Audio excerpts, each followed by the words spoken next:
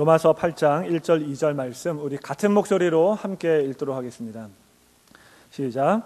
그러므로 이제 그리스도 예수 안에 있는 자에게는 결코 정죄함이 없나니 이는 그리스도 예수 안에 있는 생명의 성령의 법이 죄와 사망의 법에서 너를 해방하였습니다. 아멘.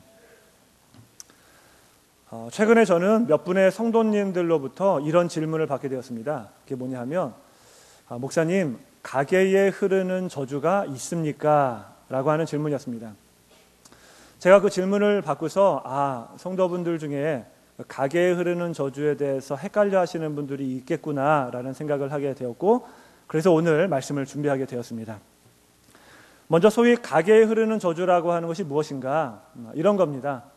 나는 신앙생활을 열심히 하고 나는 기도도 열심히 하고 큰 죄도 짓지 않았는데 자꾸만 나에게 일이 잘 안 되고 일이 자꾸 꼬이고 또 질병이 오고 왜 그럴까? 이게 가계에 대대에 흐르는 저주가 있다라고 하는 것입니다. 내 잘못이 아니라 우리 조상이 잘못해가지고 가계에 흐르는 저주 때문에 내가 지금 이렇게 살아가고 있는 것이다 라고 하는 것입니다. 이게 바로 소위 가계에 흐르는 저주라고 하는 것입니다. 예를 들면 이런 겁니다. 미국에 아주 유명한 정치 가문이 있습니다. 케네디 가문이죠. 이 가문에서는 대통령도 나오고 법무장관도 나오고 상원 의원, 하원 의원도 나온 미국의 대표적인 정치 가문입니다. 이 가문에 조셉 케네디가 있었는데 이 조셉 케네디의 아들들이 있었습니다. 첫째 아들이 조셉 케네디 2세인데 이 아들은 2차 세계대전 때 비행기 사고로 그만 죽게 되었습니다. 비극적으로 젊은 나이에 죽게 된 것이죠. 조셉 케네디의 두 번째 아들이 있었습니다. 우리가 잘 알고 있는 존 F 케네디입니다. 35대 대통령이었는데 여러분이 잘 아시는 대로 1963년에 암살당하고 말았습니다. 젊은 나이에 비극적으로 죽게 되었습니다. 존 F 케네디가 죽기 3달 전쯤에 그 가정에 아기가 태어났는데 그 아기가 미숙아로 태어나서 이틀 만에 죽었다고 합니다. 비극적으로 죽은 것이죠. 조셉 케네디의 셋째 아들인 로버트 케네디가 있었는데 이 사람은 법무장관에 올랐던 사람입니다. 형을 이어서 대통령이 되려고 선거 유세를 하던 중에 똑같이 암살당해서 죽었습니다. 이 로버트 케네디의 아들들이 있었습니다. 첫째 아들이 약물 과다 복용으로 죽었습니다. 둘째 아들이 스키장에서 스키 타다가 사고로 죽게 되었습니다. 조셉 케네디의 딸이 있었습니다. 캐서린 케네디가 있었는데 이 사람은 비행기 사고로 젊은 나이에 목숨을 잃었다고 합니다. 케네디가에 왜 이런 일이 계속 반복되는 것일까? 조셉 케네디의 아들들, 세 아들이 금방 죽고 딸이 죽고 손자, 손녀도 3명이나 비극적으로 죽음을 맞이하게 되고 왜 이 가문에 이런 일이 끊이지 않고 일어나는 것일까? 어떤 사람들은 이게 가계에 흐르는 저주 때문이다 이렇게 말을 합니다. 조셉 케네디라고 하는 사람은 원래 영국 대사였습니다. 근데 그 당시에 미국에서 술로 인해서 사고가 많이 일어나니까 미국에 금주령이 내렸던 적이 있었습니다. 술을 제조하는 것도 금지고 술을 판매하는 것도 안 되고 술을 마시는 것도 안 되는 술 금지령이 내려졌던 적이 있었습니다. 사고가 많이 줄었습니다. 그래서 이제 그 금주령을 이제 풀 때가 됐습니다. 금주령을 푼다라고 하는 소식을 이 조셉 케네디가 입수를 하고 미리 영국에서 큰 배를 빌려다가 술을 잔뜩 실어가지고 뉴욕 항에 와가지고 이제 기다리고 있었습니다. 드디어 금주령이 풀리자마자 미국 본토에서는 술을 제조할 수 없었기 때문에 제조를 이제 시작하는데 시간이 걸리잖아요. 그 시간 전에 가지고 왔던 술을 다 풀어버렸습니다. 아주 높은 가격에 팔아버렸습니다. 순식간에 이 모든 술이 다 팔려버렸습니다.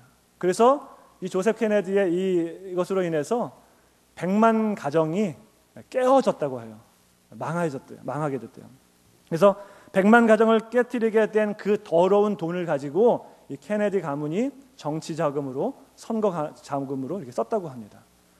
그 100만 가정을 깨뜨린 그 죄 때문에 그 조셉 케네디의 죄 때문에 그 가정에 저주가 흐르고 있다. 그래서 그 아들들이 세 아들도 비극적으로 죽음을 맞이하고 딸도 비극적으로 죽고 손자 손녀 3명도 비극적으로 죽음을 맞이한 것이다. 그 가문에 가계에 흐르는 저주가 있다라고 말을 하는 사람들이 있습니다. 여러분들은 어떻게 생각하세요? 또 다른 예를 들면 어떤 집안의 할머니가 암으로 돌아가셨습니다. 어머니도 똑같은 그 암에 걸려서 돌아가셨어요. 나도 그 똑같은 암에 걸렸습니다. 딸을 보니까 똑같은 암에 걸린 거예요. 아니, 이게 어떤 일이지? 아하, 우리 가문에 흐르는 저주가 있구나.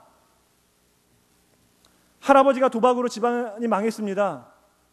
똑같이 아버지도 도박으로 집안이 망했어요. 근데 나도 도박에 손을 대기 시작했어요. 이 아들을 보니까 도박에 또 손을 대기 시작하는 겁니다. 이게 왜 이렇게 이런 일이 벌어지지? 아, 우리 가정에 가문에 흐르는, 가게에 흐르는 저주가 있구나라고 생각을 하는 사람들이 있다는 것입니다. 여러분 어떻게 생각하세요? 가게에 흐르는 저주가 있습니까? 이렇게 주장하는 사람들은 성경을 이렇게 증거로 이렇게 내세우기도 합니다. 몇 구절을 한번 찾아보겠습니다. 이 구절 보면 여러분들도 아마 그렇구나라는 생각이 들 수 있습니다. 세 군데만 한번 찾아볼 텐데요. 출애굽기 20장 5절을 보겠습니다. 그것들에게 절하지 말며 그것들을 섬기지 말라. 나 내 하나님 여호와는 질투하는 하나님인즉 나를 미워하는 자의 죄를 갚되 아버지로부터 아들에게로 3, 4대까지 이르게 하거니와. 하나님이 죄를 갚는데 아버지와 아들까지 3, 4대에 걸쳐 죄를 갚겠다 하라고 말합니다. 3, 4대에 걸쳐서. 이걸 보니까 가게에 흐르는 저주가 있구나. 아버지의 죄로 말미암아 3, 4대가 그 징벌을 받는 것이구나, 이렇게 생각이 듭니다. 하나 더 보겠습니다. 창세기 3장 17절을 보겠습니다. 아담에게 이르시되 내가 내 아내의 말을 듣고 내가 내게 먹지 말라 한 나무의 열매를 먹었은즉 땅은 너로 말미암아 저주를 받고 너는 내 평생에 수고하여야 그 소산을 먹으리라. 아담이 죄를 지음으로 말미암아 그 죄가 세상에 들어오게 되었습니다. 아담이 첫 사람으로서 죄를 지음으로 말미암아 모든 사람이 다 죄악에 빠지게 되었습니다. 우리는 사실은 아담의 후손이잖아요, 그렇죠? 아담의 피에서 다 나왔습니다. 아담부터 흐르는 가계의 저주가 있구나. 그래서 우리가 다 그 저주 가운데 있는 것이구나, 이렇게 생각을 하는 사람들이 있다는 거예요. 하나 더 보면 다윗 이야기인데, 다윗이 우리아의 아내 밧세바를 범하고 강간을 하고, 그렇죠? 그리고 살인의 죄까지 저지르게 됩니다. 그리고 나서 하나님께서 그 집안에 두 가지 징계를 내리시는데 이겁니다. 사무엘하 12장 10절 11절을 보면 이제 내가 나를 업신여기고 햇사람 우리아의 아내를 빼앗아 내 아내로 삼았은즉 칼이 내 집에서 영원토록 떠나지 아니하리라 하셨고, 여호와께서 또 이와 같이 이르시기를 보라 내가 너와 내 집에 재앙을 일으키고 내가 내 눈앞에서 내 아내를 빼앗아 내 이웃들에게 주리니 그 사람들이 내 아내들과 더불어 백주에 동침하리라. 두 가지 재앙을 내리신다라고 말합니다. 실제로 다윗 가문에 살인과 강간이 끊이지 않았습니다. 여러분이 잘 아시는 대로 다윗의 아들 암논이 다말을 범하죠. 강간을 합니다. 그것 때문에 암논의 그 오빠인 압살롬이 암논을 죽이잖아요. 아들끼리 서로 죽이는 겁니다. 압살롬은 반란을 일으켜서 다윗을 죽이려고 합니다. 그리고 다윗을 쫓아낸 다음에, 궁에서 쫓아낸 다음에 압살롬이 아버지의 후궁들과 대낮에 동침을 합니다. 그러니까 이 재앙들이 그대로 이루어진 거예요. 이런 거를 보니까 다윗의 죄 때문에 아들들이 이런 저주를 받는 것이구나, 가게에 흐르는 저주가 있는 것이구나 라고 생각하는 사람들이 있습니다. 이것 외에도 몇 군데 더 많이 있습니다, 성경에. 그러나 이 정도 보면 충분할 것 같아요. 이 정도 보면. 여러분들은 어떻게 생각하십니까? 가게에 흐르는 저주가 있는 것 같습니까? 없는 것 같습니까? 성경을 이렇게 딱 들이대니까 있는 것처럼 보입니다, 그렇죠? 그러나 이것은 성경 해석을 잘못한 겁니다. 성경을 잘못 본 거예요. 성경을 볼 때는 한 구절만 딱 이렇게 뽑아서 보는 것이 아니라 그 문맥과 또 성경 전체에 흐르는 문맥을 다 봐야 됩니다. 제가 지금까지 봤던 그 세 군데를 설명을 드리도록 하겠습니다.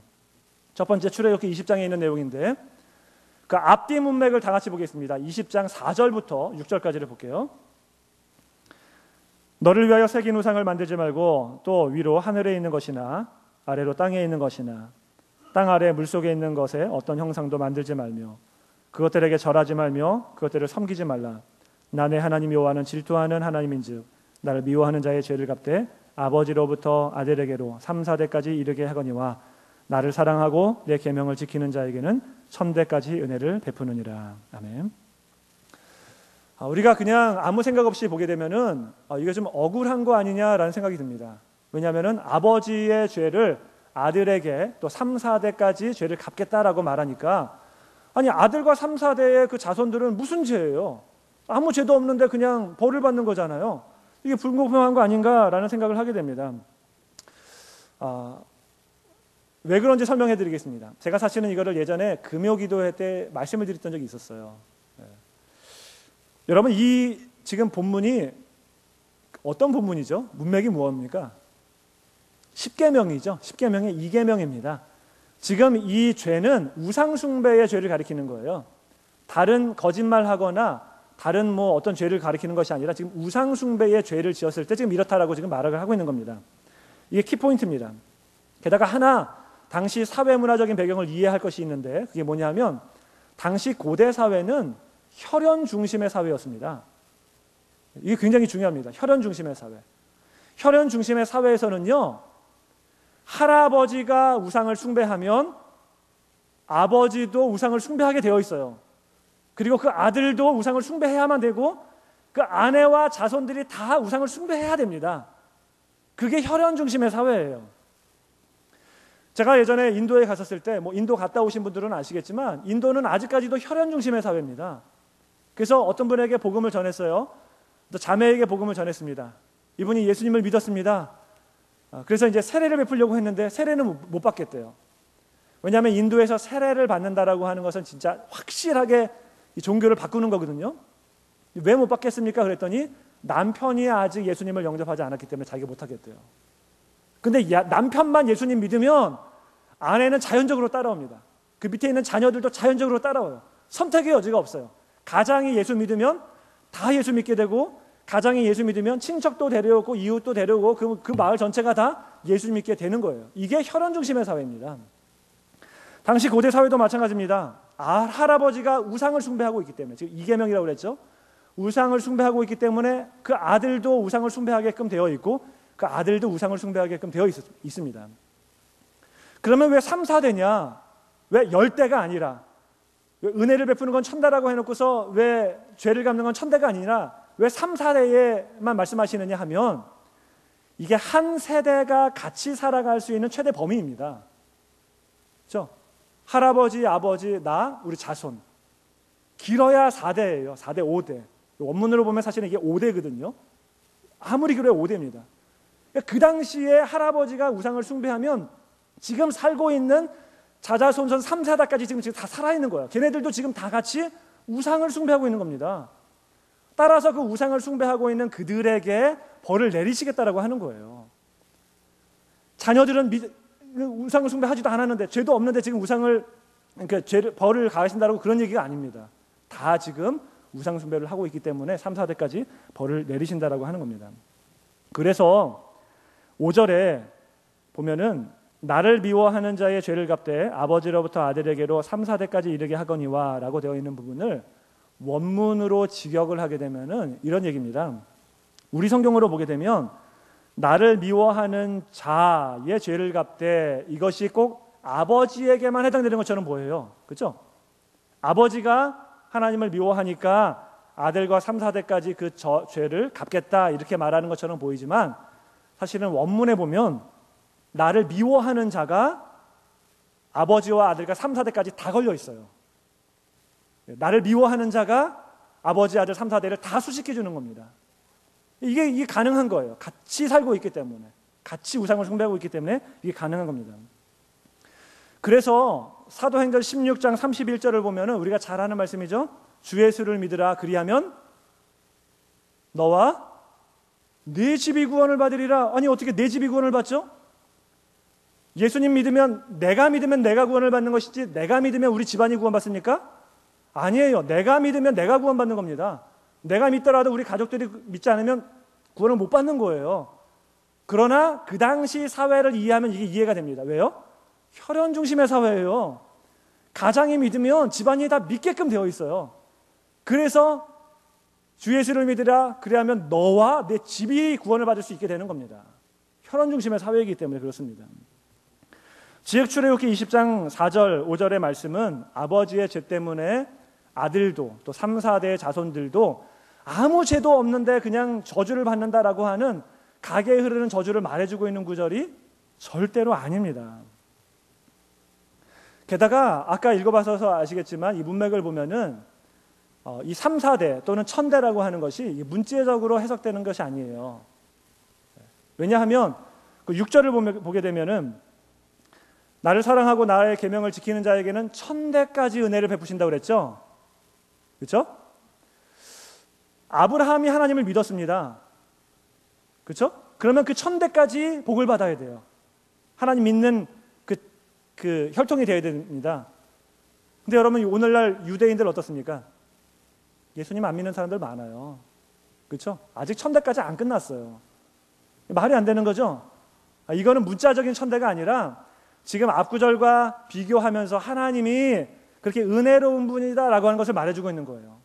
설령 너희들이 지금 우상을 숭배하고 있지만 그럼에도 불구하고 너희들이 돌아오면 내 말을 지키고 나에게로 돌아오면 내가 1000대까지도 은혜를 베풀 만한 그러한 사랑이 많으신 하나님이기 때문에 나에게 돌아오라라고 하는 것을 지금 이야기하고 있는 것입니다. 이 구절을 가게에 흐르는 저주로 보는 것은 문맥을 전혀 보지 않고 당시 사회적, 문화적, 종교적 배경을 전혀 고려하지 아니하고 그냥 표면적으로 나타난 것만을 보는 봄으로 말미암아 생겨난 일입니다. 두 번째, 아담이 죄를 지음으로 말미암아 세상에 죄가 들어왔습니다. 이것이 꼭 가게에 흐르는 저주가 계속해서 우리들에게 흐르고 있는 것처럼 보입니다. 그러나 여러분 조심해야 될 것이 하나 있는데 그게 뭐냐면 죄와 저주는 다른 얘기입니다. 죄와 저주는 구분되어야 해요. 아담이 첫 사람으로서 죄를 지었기 때문에 모든 인류가 다 죄 가운데 빠졌고 그 죄에 똑같이 동참하게 되었습니다. 그러나 저주가 흘러오는 것은 아니에요. 성경에도 보면 아담이 저주받았다 이렇게 말하는 구절이 없어요. 아까 읽었었던 창세기 3장 17절을 다시 한번 보겠습니다. 아담에게 이르시되 내가 내 아내의 말을 듣고 내가 내게 먹지 말라 한 나무의 열매를 먹었은즉 땅은 너로 말미암아 저주를 받고 너는 평생에 수고하여야 그 소산을 먹으리라. 누가 저주를 받았습니까? 땅이 받았어요. 땅이. 아담이 저주를 받은 것이 우리에게 흘러오는 것이 아니라 저주받은 땅으로 말미암아 우리가 그 죄의 비참함을 먹고 사는 것입니다. 그 수고를 해야만 되는 그 다른 얘기입니다. 세 번째, 다윗에 대해서도 살펴보면 다윗이 간음죄와 살인죄를 지음으로 말미암아 그 가문에 끊임없이 간음과 살인이 연속해서 일어나게 되었습니다. 꼭 다윗 가문에 흐르는 그 저주가 있는 것처럼 보입니다. 그런데 다윗에게도 이 재앙을 내리시면서 저주라고 말씀하셨던 적이 한 번도 없습니다.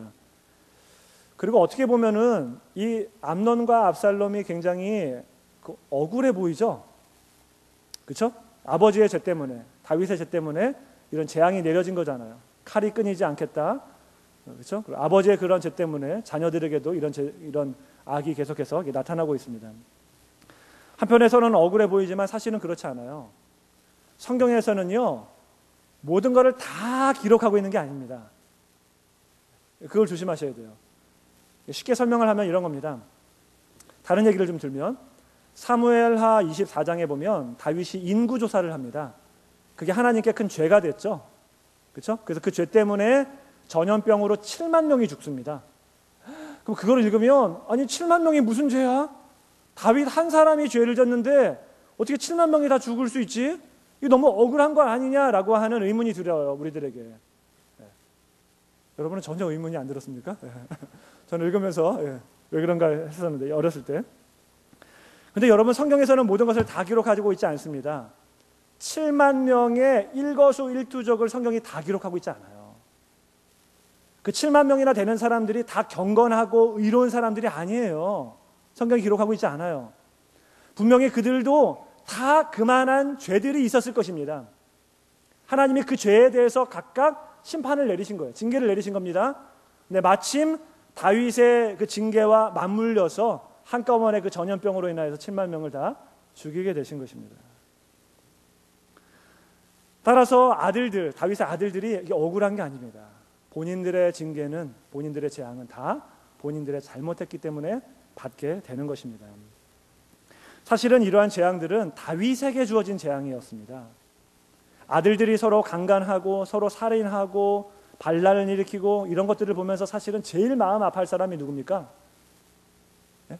다윗입니다. 다윗 자손. 다 이 모든 일들이 다윗이 살아있을 때 일어났거든요.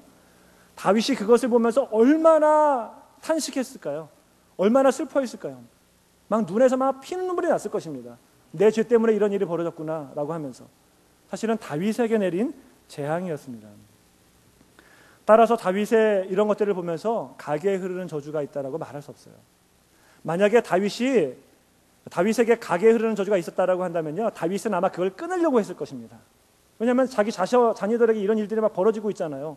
이게 가게에 흐르는 저주 때문에 그렇구나. 이걸 아마 끊으려고 했었을 텐데 성경 어디에도 다윗은 가게에 흐르는 저주를 끊으려고 했다라고 하는 구절이 하나도 없어요. 게다가 만약에 가게에 흐르는 저주가 있다고 한다면 말이 안 되는 게, 여러분 다윗의 가문에서 누가 태어납니까? 예수님이 태어나요. 한 번도 가게의 저주를 끊은 적이 없습니다. 예수님이 태어나요. 말이 안 되죠. 말이 안 됩니다. 물론 제가 말씀드리는 것이 죄의 영향력이 없다라고 말씀드리는 것은 아닙니다. 죄의 영향력은 분명히 있습니다. 예를 들면 부모가 도박에 빠졌던 사람은 그 자녀들이 그걸 보고 자랐기 때문에 그 도박에 빠질 가망성이 다른 사람들보다 훨씬 많습니다. 부모가 약물 중독에 빠졌던 사람들은 자녀가 그걸 보고 자랐기 때문에 그 환경적인 죄의 영향력 때문에 그 약물 중독에 빠질 가망성이 훨씬 많습니다. 그러나 나는 아무 잘못도 없는데 부모의 죄 때문에, 부모의 그 저주 때문에 나에게도 저주가 흘러 들어온다. 그런 것은 성경적으로 맞지 않다는 것입니다. 성경은 그렇게 말하고 있지 않아요. 성경은 이렇게 말하고 있습니다. 신명기 24장 16절을 한번 보겠습니다. 중요한 구절이기 때문에 같이 한번 읽겠습니다. 시작. 아버지는 그 자식들은 그 아버지로 말미암아 죽임을 당하지 않을 것이니 각 사람은 자기 죄로 말미암아 죽임을 당할 것이니라. 자기 죄로 말미암아 죽임을 당한다고 말합니다. 에스겔 18장 20절을 보겠습니다. 같이 읽겠습니다. 시작. 범죄하는 그 영혼은 죽을지람 아들은 아버지의 죄악을 담당하지 아니할 것이요 아버지는 아들의 죄악을 담당하지 아니하리니 의인의 공의도 자기에게로 돌아가고 악인의 악도 자기에게로 돌아가리라. 자기의 죄 때문에 자기가 징계를 받는 것이지, 나는 아무 죄도 없는데 조상을 잘못 만나서 조상의 저주가 나에게까지 흐른다, 이런 게 아닙니다. 이렇게 말하고 있는 사람들은 어디서 출발한 거냐 하면요, 성경에서 출발한 것이 아니라 경험에서 출발한 거예요. 이렇게 되어지는 일들을 보니까 이게 이렇구나. 텍스트에서 출발해서 컨텍스트로 가야 되는데 거꾸로 컨텍스트에서 출발해서 텍스트로 간 겁니다. 성경을 잘못 본 겁니다. 그렇게 보서는 안 됩니다. 한국에서 가게에 흐르는 저주를 주장하던 목사님이 계셨습니다. 이분이 책도 2권이나 쓰셨어요. 가게에 흐르는 저주를 끊어야 산다, 가게에 흐르는 저주가 있다, 뭐 이런 책으로 2권을 썼어요. 15년 전 일입니다. 불티나게 팔렸어요. 많은 책이 팔렸습니다. 읽어보신 분도 아마 있을 것입니다. 이분이 15년간 가계 저주론에 대해서 연구해서 썼던 책입니다. 굳건한 믿음이었어요, 이분의. 근데 재작년 2013년에 이분이 한 기독교 신문에 글을 냈습니다. 뭐냐면 가계에 흐르는 저주는 없다. 가계의 저주론은 잘못됐다. 자기가 잘못됐음을 회개하고 반성하고 자기가 무엇가 잘못됐었는지 다 일목요연하게 정리를 하고 자기가 팔았던 그 책의 수익금들은 그것을 가지고 자기를 위해서 사용하지 않고 다 교회를 위해서 사회에 환원하겠다라고 썼던 글이 있습니다. 그분은 한국에서 그 가계 저주론의 대부격이에요. 15년간 연구했으니까, 책도 냈으니까, 그렇죠? 그분이 회개하고 돌아왔어요. 근데 대부는 돌아왔는데 아직까지도 그 책을 읽었던 영향력간에 있었던 사람들은 아직까지도 가게에 흐르는 저주가 있다라고 이렇게 외치고 있는 사람들이 실제로 있습니다. 왜 그런지 모르겠어요. 이게 왜 이렇게 중요한가? 여러분, 사실은 이게요, 목회적으로 보면요, 가게에 흐르는 저주가 있다라고 하는 것이 굉장히 유익해요. 여러분에게만 말씀드리지만 목회적으로 보면 이게 굉장히 유익합니다. 왜냐하면 여러분들 성도분들 중에 신앙생활 열심히 하시는 분들 많아요. 기도 열심히 하고 주일 빠지지 않고 11조 생활 열심히 하고 헌금 생활 열심히 하고. 근데 생활하는 걸 보면 너무나 어렵게 삽니다. 고난의 연속이에요. 병도 오고 막 그럽니다. 자녀들도 막 사고치고 막 이래요. 목사님이 이렇게 말할 수 있죠. 형제님, 그 왜 그러냐 하면 가게에 흐르는 저주가 있어서 그래요. 그거 끊어야 됩니다. 앞으로 1년간 새벽 예배 하루도 빠지지 말고 기도하십시오. 여러분, 그러면 그 사람이 정말 새벽 기도 나와서 하루도 빠지지 않고 새벽 기도 나와서 기도할까요? 안 할까요? 기도합니다. 1년간 새벽 기도 빠지지 않고 나오면 가게에 그 흐르는 저주가 끊어진다는데, 내가 아무 잘못도 없는데 이런 일들이 벌어지고 있는데 이거 끊으면 이제 잘 살 수 있다는데 하죠. 당연히 합니다. 그렇죠? 교회가 부흥할 수 있어요. 헌금하셔야 됩니다. 그래야 가게 저주가 끊어집니다. 그러면 헌금합니다. 왜 안 해요? 그거 헌금만 하면 가게 흐르는 저주가 끊어진다는데, 그렇죠? 목회적으로 보면 굉장히 유익해요. 그러나 그렇게 말해서는 안 됩니다. 왜요? 성경이 말하고 있는 바가 아니기 때문에 그래요. 성경이 그렇게 말하고 있지 않습니다. 가게에 흐르는 저주는 위험성이 있습니다. 아주 중요한 위험성 3가지를 말씀드리려고 합니다. 첫 번째는, 가게에 흐르는 저주를 주장하는 것은요, 원래 이 신앙 이 자체가 기복신앙에 기반을 두고 있습니다. 기복신앙, 복을 받겠다라고 하는 신앙에 기반을 둔 그런 믿음입니다. 나는 죄를 짓지도 않았어요. 나는 신앙생활을 잘하고 있어요. 헌금 생활도 잘하고 있습니다. 근데 자꾸 안 좋은 일이 벌어지는 거예요. 이게 왜 그렇지? 가게에 흐르는 저주가 있구나. 이걸 끊어야 되는구나. 이것만 끊으면 내가 이제 잘 살 수 있게 되는구나. 이것만 끊으면 질병이 없어지는구나 라고 하는 생각을 하게 된다는 거예요. 목적이 뭡니까? 잘 살기 위해서예요. 기복신앙입니다. 이 땅에서 살면서 잘 먹고 잘 살기 위해서 지금 이런 주장을 하는 겁니다. 여러분, 하나님이 축복하면 인간들이 행복합니까? 맞죠? 하나님이 축복하면 인간이 행복합니다. 이거 맞습니다. 그렇죠? 아니에요? 맞죠? 하나님이 축복하면 인간들이 행복하죠. 우리가 행복합니다. 그런데 이거를 주어와 수어를 바꾸어서 사람이 행복한 것은 하나님이 축복했기 때문입니까? 그렇지 않습니다. 이 반대는 해당되지 않아요. 성립되지 않습니다. 마찬가지로 하나님이 저주하시면 인간은 불행해집니다. 이거 맞아요. 그러나 인간의 불행을 보고 하나님이 저주하셨다라고 말할 수 없습니다. 이 이야기를 하고 있는 것이 욥기잖아요. 욥이 아무런 잘못도 안 했는데도 불구하고 아들들이 죽고 자녀들이 죽고 가산 탕진하고 병까지 얻어가지고 고생을 합니다. 그때 욥의 친구들이 와서 뭐라고 그래요? 야, 너 지금 고생하고 이렇게 불행한 것을 보니까 너 죄를 졌구나. 회개하라 라고 말합니다. 잘못된 거예요. 그러니까 하나님이 저주하면은 불행해지는 건 맞지만 불행을 보고서 하나님이 저주했다라고 보는 건 맞지 않습니다. 너 지금 이렇게 이 상황을 보니까 죄를 지은 게 분명해. 이거 말이 안 되는 거예요. 이 거꾸로는 해당되지 않는다라고 하는 것입니다. 예를 들어서 어머니에게 어떤 특별한 질병이 있었습니다. 그 질병이 나에게도 똑같이 질병이 찾아왔습니다. 이 질병이 딸에게도 찾아왔습니다. 그래서 이게 저주가 있구나라고 생각하는 것 자체가 잘못이에요.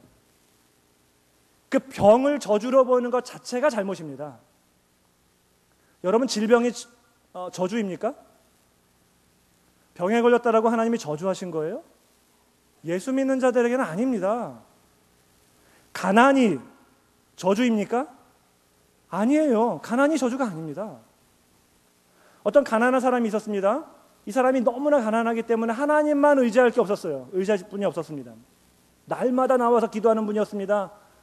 너무나 가난하기 때문에 예배도 빠지지 아니하고 헌금도 꼬박꼬박하고 하나님만 의지하였습니다. 어느 날 이 사람에게 대박이 났어요. 돈을 많이 벌었습니다. 이제 편안한 생활을 할 수 있게 되었습니다. 그러면서 점점 기도하는 횟수도 줄어들고 주일날 교회도 점점 빠지게 되고 헌금도 안 하게 되고 점점 하나님과 멀어지게 되었습니다. 이 사람에게 돈이 축복입니까? 아닙니다. 돈이 저주예요.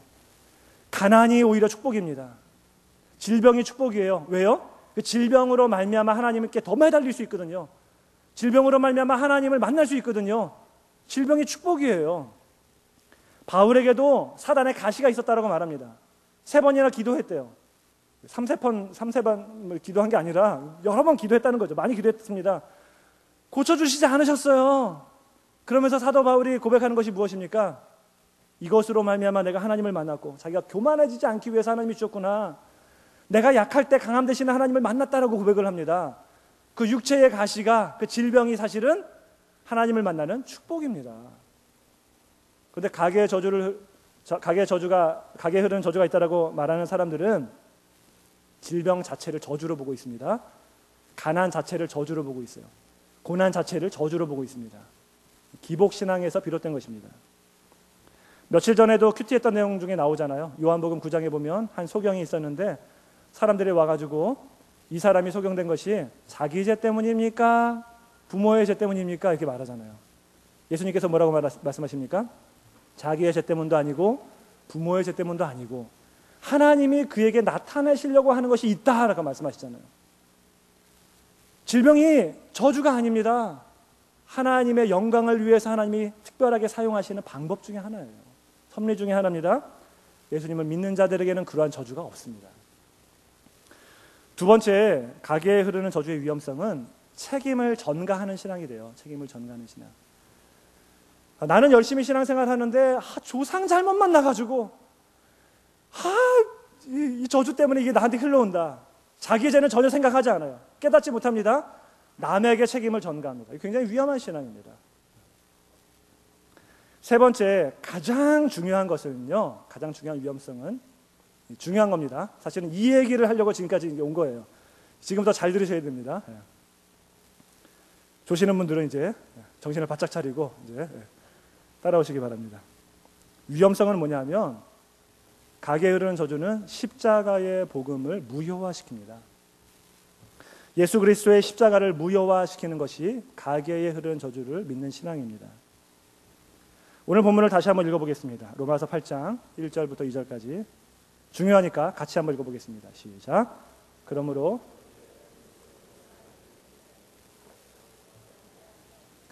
이는 그리스도 예수 안에 있는 생명의 성령의 법이 죄와 사망의 법에서 너를 해방하였습니다. 아멘.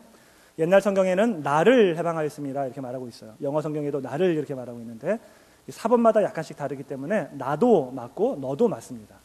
나도 맞고 너도 맞습니다. 예수 그리스도 안에 있는 자에게는 결코 정죄함이 없다라고 말합니다. 죄와 사망의 법에서 해방되었다라고 말을 합니다. 그런데 아직까지도 가게에 흐르는 저주가 있다. 예수 믿는데도 불구하고 아직 우리 가문에 흐르는 저주가 있다라고 말하는 사람들은 예수님을 믿지 않은 사람들이에요. 예수님이 십자가 사건으로 다 모든 저주를 끊었다라고 말씀을 하고 있는데도 불구하고 예수님의 십자가로 아직 부족해. 이걸 끊어야 되는 거 아직도 남아있어 라고 말하는 것과 마찬가지입니다. 예수님의 십자가를 더 이상 믿지 않는 것입니다. 예수 그리스도의 십자가의 복음을 무효화시키는 것입니다. 그래서 위험한 거예요. 우리는 예수 그리스도를 믿음으로 말미암아 결코 정죄함이 없게 되었습니다. 죄와 사망의 법에서 해방되었습니다. 믿으십니까? 네. 제가 이거를 위해서 예를 하나 드리겠습니다. 삼공부 시간인지 금요 기도회 때인지 제가 한번 말씀을 드렸던 것 같은데 아주 좋은 예인 것 같아요. 저희 할머니께서 91살에 돌아가셨습니다. 굉장히 장수하셨죠. 평생토록 예수님을 믿지 않으셨습니다. 그러다가 돌아가시기 1년 전에 극적으로 예수님을 믿고 돌아가셨습니다. 천국에 가셨습니다. 평생토록 예수님을 믿지 않았기 때문에 젊었을 때에 무당을 불러다가 굿도 하고 부적도 붙이고 점집에도 가고 또 절에도 가서 하고 이랬었습니다. 근데 이제 돌아가시게 되었어요. 평생토록 시골에서 제 작은아버지와 함께 사셨는데 저희들은 잘 몰랐죠. 근데 할머니가 돌아가신 다음에 작은아버지께서 그러는 겁니다. 사실은 할머니가 살아계실 때 무당을 불러서 굿을 하면서 부적을 하나 받아서 처마 밑에 달아놨다는 거예요. 근데 이제 할머니가 돌아가셨기 때문에 이거를 떼야 된다고 합니다. 근데 이걸 떼려면 아무나 못 만지고, 왜냐면 큰일 나죠. 부정타니까 반드시 무당을 불러다가 굿을 해서 무당이 떼야 된대요. 그런데 무당을 부르면 돈이 너무 비싸니까 작은아버지께서 저보고 대희야 네가 떼라. 왜냐하면 너는 목사잖아.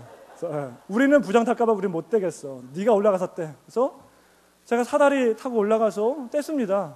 떼가지고 보니까 새 집이 이렇게 이미 젖어서 절반 정도 훼손돼 있고 나머지 떼서 불에 태웠어요. 아무 일도 안 생겼습니다. 저에게는 그런 일이 벌어지지 않습니다. 부적이 가지고 있는 그런 부정이라든지 저주가 저에게는 절대로 임하지 않습니다. 왜요? 목사잖아요. 근데 목사에게만 그런 것이 아니에요. 예수 믿는 모든 자에게 해당되는 것입니다. 여러분들이 예수님을 믿는다고 한다면 여러분들이 가서 떼도 돼요. 더 이상 저주가 없습니다. 정죄함이 없습니다. 죄와 사망의 법에서 해방되었습니다. 완전히 해방되었어요. 여러분 가운데 혹시 믿지 않을 때에 무당 굿을 했거나 또 부적을 또 받은 사람이 있거나 절에 가서 시주를 한 사람이 있다고 한다면, 교회 나오는데도 불구하고 아직까지도 그게 마음 한구석에 뭔가 캥기는 게 있다고 한다면 여러분 자유로우시기 바랍니다. 정말 예수님을 믿는다고 한다면 결코 정죄함이 없습니다. 모든 저주가 다 끊어졌습니다. 죄와 사망의 법에서 해방되었습니다. 오늘 본문에서 분명히 그렇게 말씀하고 있습니다. 믿으십니까? 예. 여러분, 우주에 가면 중력이 없죠. 중력의 법칙이 없습니다. 그렇다고 법칙이 없는 게 아니라 무중력의 법칙이 존재합니다. 물론 이제 달이라든지 어떤 별에 가면은 약간의 중력이 존재하긴 합니다. 거의 없는 것과 마찬가지입니다. 중력이 없어요. 중력의 법칙이 없습니다. 그래서 거기에는 공기가 없어서 사람이 숨을 쉴 수 없습니다. 뭔가 장비가 있어야 됩니다. 우주에는 생명이 없어요. 생명이 없습니다.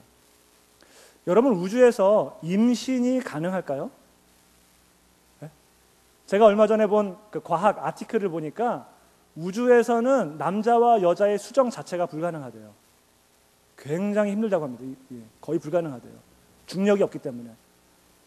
근데 기적같이 어떻게 해가지고 수정이 됐다고 하더라도 엄마 뱃속에서 우주에서 잘 자라날 가망성이 거의 없대요.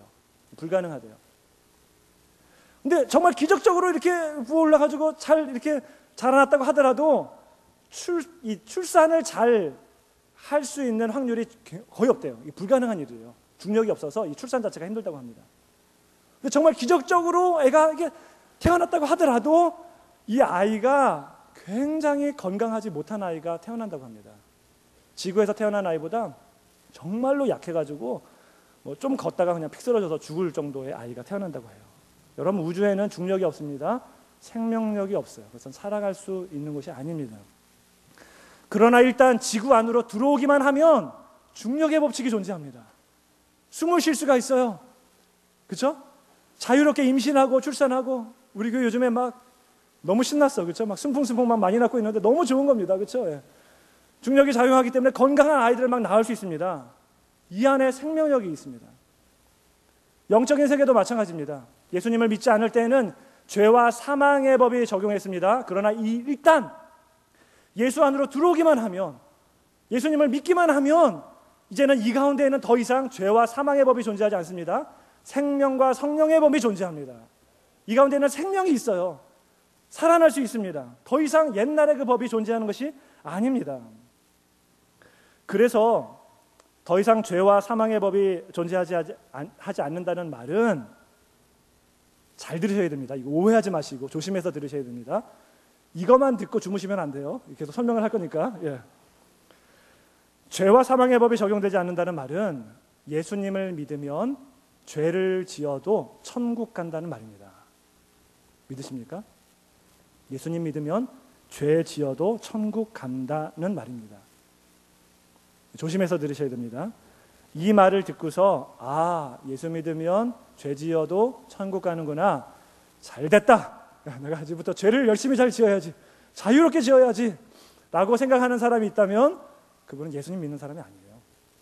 절대 믿는 사람이 아닙니다. 예수님 믿는 사람은 그렇게 반응하지 않습니다. 예수님 믿는 사람은 예수 믿으면 죄 지어도 천국 간다라고 하는 말을 들었을 때 정말 감사합니다.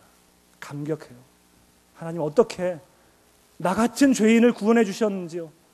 내가 죄를 지었는데도 불구하고 예수 그리스도의 십자가로 말미암아 내가 구원을 받을 수 있다고요? 어떻게 이런 일이 가능하죠? 하나님, 감사합니다. 내가 더 이상 죄를 짓지 않고 정말 정결하게 살아가겠습니다. 이것이 정말 믿는 사람들의 반응입니다. 로마서 8장 33절 34절에서 이렇게 말합니다. 누가 능히 하나님께서 택하신 자들을 고발하리요? 의롭다 하신 이는 하나님이시니 누가 정죄하리요?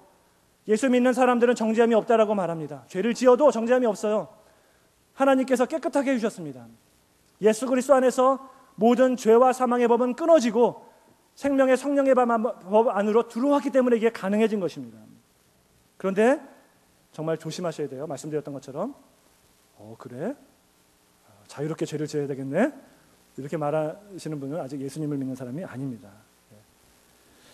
오늘 본문의 말씀은 그러므로로 시작됩니다. 이 말은 앞에 있는 내용들과 무관하지 않다는 말이에요. 앞에 있는 내용들을 보면 바울이 지금 어떻게 말하고 있는지 우리가 알 수 있습니다. 24절부터 25절까지를 보겠습니다. 로마서 7장 24절 25절. 오호라 나는 곤고한 사람이로다. 이 사망의 몸에서 누가 나를 건져내랴. 우리 주 예수 그리스도로 말미암아 하나님께 감사하리로다. 그런즉 내 자신이 마음으로는 하나님의 법을 육신으로는 죄의 법을 섬기노라. 아직까지도 바울도 죄를 짓고 있었어요. 그런데 그 반응이 무엇이었냐 하면 오호라 나는 곤고한 사람이로다 라고 하는 것이었습니다. 누가 나를 사망의 몸에서 건져내랴. 나의 몸은 연약하고 나는 죄가 가득한 사람이기 때문에 자꾸만 죄에 넘어지는구나. 오호라 나는 곤고한 사람이로구나. 누가 나를 이 사망의 몸에서 건져내랴. 그러면서 예수 그리스도밖에 없다라고 하는 것을 지금 25절에서 또 우리가 읽었던 로마서 8장 1절 2절에서 말을 하고 있는 겁니다. 이것이 믿는 사람과 믿지 않는 사람의 반응의 차이입니다. 같은 죄를 짓더라도 반응이 완전히 달라요. 예수 믿지 않을 때는요, 거짓말 하나가 죄로 여겨지지 않았습니다. 뭐 다 하는데 그 거짓말을 그렇죠, 죄예요. 남을 비방하는 거 죄가 아니라 달콤한 거였습니다. 재밌는 거였어요. 예수님을 믿었습니다. 예수님을 믿고 나니까 그 죄, 아주 간단한 죄 하나도 이제 큰 죄로 여겨지게 되었어요. 하나님 어떻게 내가 이런 죄를 질 수 있죠? 내가 예수님을 믿는다고 하는데 어떻게 이런 죄를 질 수 있습니까? 라고 탄식하고 있는 게 지금 사도 바울의 얘기예요. 오호라 나는 곤고한 사람이로다. 사도 바울이 엄청난 죄를 져가지고 이렇게 말하는 것이 아니라 연약하기 때문에 넘어질 수밖에 없는 그 죄 때문에 지금 이렇게 탄식하고 절규하는 것입니다. 예수님을 믿음으로 우리는 생명의 성령의 법의 지배를 받게 되었습니다. 그 말은 이제 막 살아도 된다는 얘기가 아니에요. 그것이 아니라 이제는 생명의 성령의 법 아래에 있기 때문에 생명의 성령의 법대로 살아가야 합니다. 예수님 믿기 때문에 아무렇게나 막 살아도 된다는 얘기가 아니에요. 죄와 사망의 법에서 끊어졌기 때문에 아무렇게나 막 살아도 된다는 얘기가 아니라 이제 생명의 성령의 법 안에 있기 때문에 그 생명의 성령의 법 가운데 그 법대로 살아가야 된다고 한 얘기예요. 우주에는 중력이 없기 때문에 생명이 없다라고 말씀을 드렸습니다. 그런데 일단 지구 안에 들어오면 중력이 작용하기 때문에 이 가운데 생명이 있어요. 그렇다고 해서 이 가운데 생명이 있다고 해서 이 가운데서 막 살아도 되는 건 아닙니다. 그렇죠? 왜냐하면 중력의 법칙이 작용하기 있기 때문에 무시하면 안 돼요. 이 안에 생명이 있으니까 내가 우주에서 살던 것처럼 무중력 상태대로 내가 살아야지 그러면서 빌딩에서 떨어지시면 안 됩니다. 왜냐하면 여긴 중력이 작용하기 때문에 그 법칙을 지켜야 돼요. 떨어지면 죽는 거예요. 그렇죠? 무중력처럼 생각해서 그것대로 살아가시면 안 됩니다. 마찬가지예요. 예수님 믿는다라고 하는 것이 그겁니다. 예수님 믿음으로 말미암아 죄와 사망의 법이 다 끊어졌습니다. 이제 생명의 성령의 법 가운데 살아가고 있지만 막 살아도 된다라고 하는 말이 아니라 이 가운데 지켜야 될 생명의 성령의 법이 있는데 그 법대로 살아갈 때 하나님께서 풍성한 삶을 주신다라고 하는 것입니다. 예수님을 믿는 사람이 짓는 죄와 믿지 않는 사람이 짓는 죄는 차원이 달라요. 어느 권사님이 어느 여자분을 자매님을 이제 전도했습니다. 전도해가지고 교회에 이제 가까스로 왔어요. 예배를 드리기 시작했습니다. 아직 인격적으로 만난 건 아니에요. 어느 날은 이제 기도회도 한번 따라가야지 그래서 기도회까지 찾아왔습니다. 옆에서 권사님이 기도하시는데 권사님이 막 대성통곡을 하시면서 기도하는 거예요. 하나님 용서하여 주옵소서 그러면서 막 회개하면서 눈물 콧물 다 쏟아가면서 막 울면서 막 기도를 합니다. 그 광경을 옆에서 보고 있던 이 여자분이 아니 권사님이 도대체 무슨 죄를 저렇게 크게 졌길래 저렇게 아니 권사님 아주 예수님도 믿고 아주 좋으신 분인 줄 알았는데 어마어마한 죄를 지었나 보다. 그러니까 저렇게 대성통곡하면서 기도를 하지. 이거 맞습니까? 아니에요. 그렇죠? 아닙니다. 그래서 그렇게 기도하는 게 아니에요. 내가 지은 작은 죄도 이것조차도 정말로 마음에 안타까워서 그것조차도 회개하며 기도하는 것이고, 그 회개를 하나님이 받아주시고 나를 구원시켜 주신 것이 너무나 감사해서 눈물이 흘리지 않을 수 없을 정도로 감격해서 눈물을 흘리면서 기도를 하고 있는 겁니다. 세상 사람들은 그걸 이해를 하지 못합니다. 믿는 사람과 믿지 않는 사람은 완전히 다릅니다. 정말 중요한 것은 예수님을 믿는 것입니다. 예수 안에 있으면 정죄함이 없습니다. 예수 안에 있으면 죄와 사망의 법에서 해방되어 생명의 성령의 법 안에 살게 되는 것입니다. 그런데 여러분, 아직까지도 우리 가운데 예수님을 믿지 않으신 분이 있는 것 같습니다. 좀 안타까워요. 믿는다라고 말은 하지만, 교회는 다니지만 아직까지도 정말로 예수님을 인격적으로 만나지 못하신 분들이 있는 것 같습니다. 목사님, 그걸 어떻게 알 수 있습니까? 목사들은 알 수 있습니다. 하나님께서 목사들에게는 특별한 은사를 주셨어요. 믿지 않는 사람과 믿는 사람을 구별할 수 있는 능력, 그리고 한눈에 알아볼 수 있는 건 아니라, 성경에도 보면 그 열매로 알리라라고 그랬잖아요.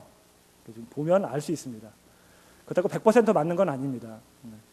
그렇다고 하나님께서 이 사람은 믿는 사람이고 저 사람은 믿지 않는 사람이야 판단하라고 주신 것이 아니라, 목사들에게는 그들을 위해서 기도하라고, 그 영혼을 위해서 애통해하는 마음으로 기도하라고 주신 것 같습니다. 여러분, 정말로 예수님 안에 들어오시기 바랍니다. 마음을 여시고 예수님을 믿으시기 바랍니다. 말씀을 맺겠습니다. 예수님을 믿는 자에게는 가계에 흐르는 저주 없습니다. 어떤 병에 걸렸을 때에 내가 이 저주받아서 그렇구나, 절대 아닙니다. 예수 안에 있으면 어떠한 저주도 없습니다. 내 아이가 나의 안 좋은 모습이 자꾸 막 유전되는 것 같아요. 내가 지었던 죄를 똑같이 짓습니다. 이게 가계에 흐르는 저주가 있구나, 절대 아닙니다. 예수 안에 있는 자에게는 정죄함이 없습니다. 죄와 사망의 법에서 해방되었습니다. 내가 하고 있는 일들이 잘 안 된다고 해서, 내가 하고 있는 일들이 막 꼬이고 다른 사람들은 막 잘 되는데 막 질병이 찾아오고 고난이 찾아온다고 해서 우리 가문에 저주가 있구나, 절대 그게 아닙니다. 그리스도 안에 있는 자에게는 결코 정죄함이 없다라고 말씀을 하고 있습니다.